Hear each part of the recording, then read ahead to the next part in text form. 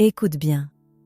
Et si ce que tu appelles manque de confiance n'était pas un problème en toi, mais une blessure que personne n'a jamais pris le temps de voir?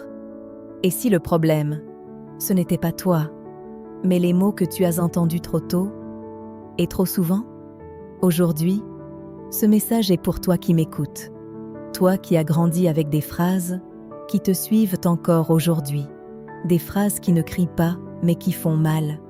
Tu es grosse, tu n'es pas belle, rien ne te va.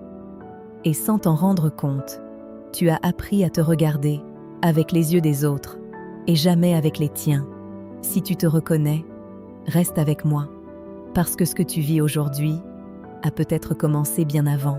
Tu sais, il y a des blessures silencieuses, pas de sang, pas de traces visibles, mais elles s'installent doucement, dans ton cœur, dans ton regard, dans ton identité. Tu dis « Je n'ai pas confiance en moi », mais comprends ceci, on t'a appris à ne pas en avoir. Tu dis « Je ne me sens pas belle », mais la vérité, on t'a répété que tu ne l'étais pas.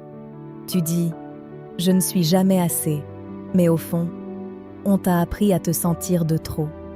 Et quand tu es une enfant, tu ne filtres pas. Tu crois, tu absorbes, tu encaisses. Chaque mot devient une vérité. Chaque critique devient un miroir. Et quand ça vient de ta famille, ça marque encore plus fort. Parce que la famille devrait être un refuge.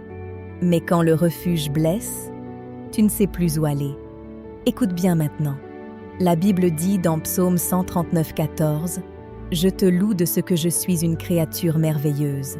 Tes œuvres sont admirables. » Ça veut dire simplement que Dieu ne s'est pas trompé avec toi. Il ne t'a pas créé en trop. Il ne t'a pas créé pas assez. Il t'a créé merveilleuse. Donc, si aujourd'hui, tu ne te vois pas comme ça, ce n'est pas la vérité. C'est une blessure. Moi, j'avais 14 ans.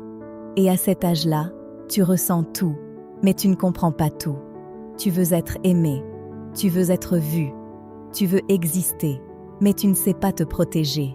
Tu crois, tu absorbes, tu encaisses. Et un jour, quelqu'un arrive, quelqu'un qui te regarde autrement, quelqu'un qui te dit « Tu es belle, tu es spéciale, tu es différente. » Et là, tu respires.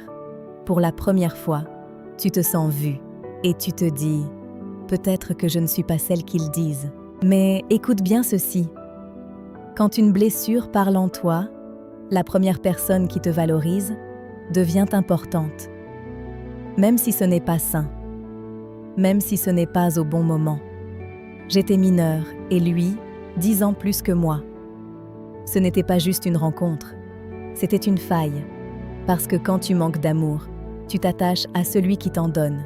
Quand tu manques de regard, tu t'accroches à celui qui te voit. Mais comprends ceci.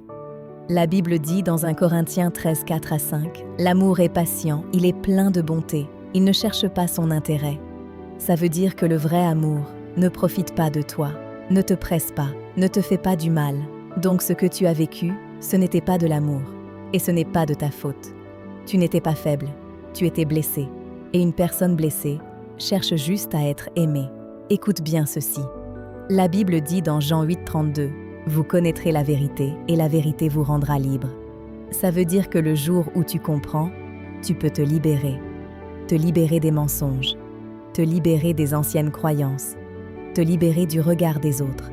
Et aujourd'hui, tu commences à comprendre. Ce n'est pas parce que ta blessure a commencé là que ta vie doit s'arrêter là. Toi qui m'écoutes, je ne te demande pas d'être forte aujourd'hui. Je te demande juste une chose. Regarde la vérité. Parce que tant que tu ne vois pas la racine, tu continues de vivre les mêmes schémas. Mais aujourd'hui, on commence à voir clair. Et comprends bien ceci. Ce n'était pas toi, c'était la blessure.